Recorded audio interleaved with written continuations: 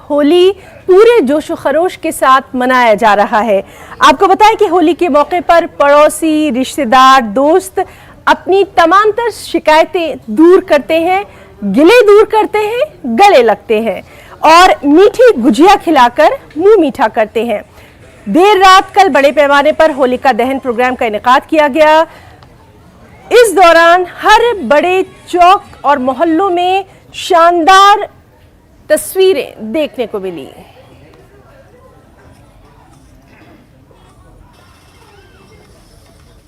नई दिल्ली जिले से शब-ए बारात और होली का पूरा तैयारियां रख रहे हैं।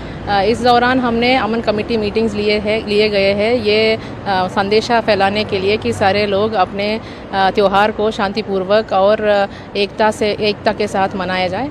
हम अपने तरफ से जितना भी सिक्योरिटी कर सकते हैं, जैसे कि पिकेट लगाने हैं या एक्स्ट्रा स्टाफ डिप्लॉयमेंट है, वो पूरी तैयारी हमारा है। इस त्यौहार में हम यही उम्मीद करते हैं कि जनता भी अपनी तरफ से खुशी खुशी मनाए, एक साथ मिल के मनाए और कोई भी बाधा किसी को ना लगे।